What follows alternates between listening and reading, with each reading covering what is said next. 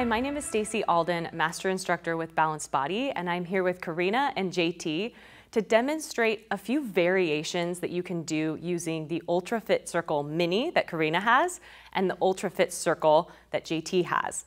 So let's first talk about the differences between these two circles and what you would want to use them for and why you'd want to make the decision of using one over the other. So when it comes to the Ultrafit Circle, which is kind of the more classic size of circle that we would normally use, this particular circle, you want to think about three things when you're thinking about what circle you want to use for your client. First is the client's size, as far as how much wider their hips are or more narrow their hips are, and that's where you might add this Ultrafit Circle Mini, which is a bit more narrow and can be a bit better actually for the ladies versus the men. And then another thing you want to consider is the exercise you're doing.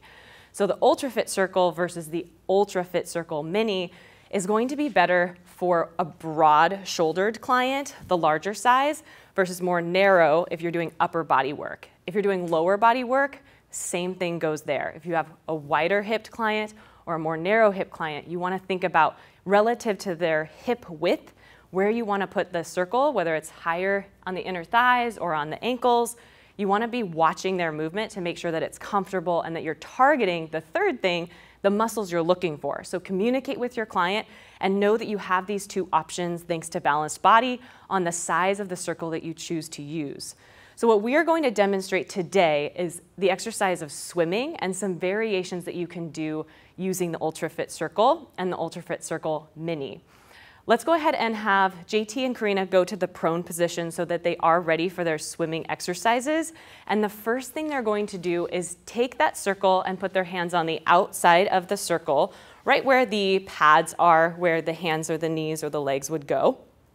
So their hands are on the outside, and all they're going to do is draw that belly in, think about that length, that beautiful swimming position, and they're just going to lift their legs off of the mat as much as they can, keeping that nice long spine, and then squeezing the fitness circle. Maybe it comes off of the ground, just holding the fitness circle taut as they start to swim the legs. So they're engaging those shoulders, their necks are still really long, and they're pulling their belly away from the floor.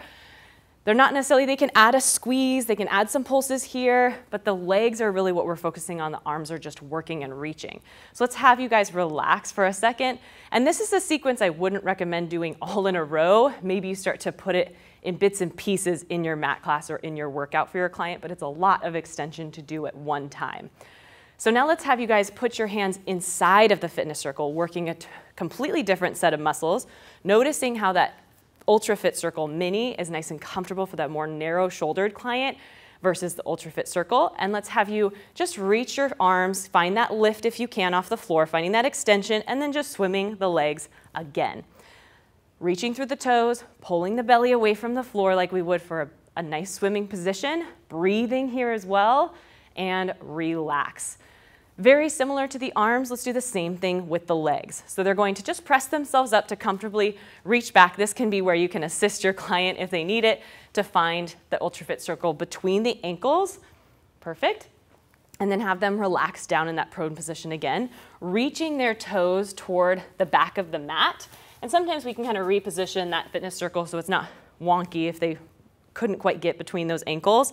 They're going to do the same thing here, squeezing the inner thighs together, reaching through those toes. This time the arms are going to do the swimming. So pulling the belly in, reaching through those fingertips, really trying to stay stable in those hips. So even though the arms are moving, everything else is still and strong. A couple more breaths here, and we'll let them relax. Let's take that fitness circle, put the legs on the inside of that fitness circle. I'll give JT a little help. And then pressing those ankles out wide, trying to make sure that those toes are still pointing good toward the floor, the top of the feet are toward the floor. I'll rotate this for you, Karina, so your ankles are supported. Perfect. This time they're squeezing and opening the legs. So they're getting the outside of the leg, holding that fitness circle nice and still. Let's lift the upper body, reach, reach, reach. Start to swim the arms. And naturally their legs might just start to move here. And that's okay, that's perfectly fine. As long as they're holding on to that fitness circle, they're keeping that tension there, then that's what we're looking for. They're working the outside of the leg. And relax. Very nice, you guys. Now let's take the fitness circle off the legs, reach for those hands, and let's do a little passing drill. I like to do this with the fitness circle because it's nice and wide, and so it makes it a lot easier to do behind them versus a small Pilates ball. Those can be harder to reach for behind them. Again, you might decide, depending on your client's flexibility, whether you use the larger fitness circle or the smaller one. Let's go ahead and start that passing drill. So legs can come up if they need to, because this is swimming. We're reaching behind, eyes down toward the floor, and then they are getting a lot of good shoulder here. They're also getting a big chest opener as they pass that fitness circle. And then you would want to make sure that they go the other way. And I don't mind, you guys can switch to the other side. I don't mind if a client is not necessarily holding on to the pads of the fitness circle. They can really just grab whatever part. As long as the head position is good, legs can be down or legs can be lifted. One more pass, and then relax. So we'll just set the fitness circle off to the side. This is a great time for a nice shell stretch so you guys can sit back onto your heels for a little bit of counteract release of that spine. I hope you enjoyed those variations using the Ultrafit Circle and the Ultrafit Circle Mini. Thank you for watching this video, and try these exercises with your clients.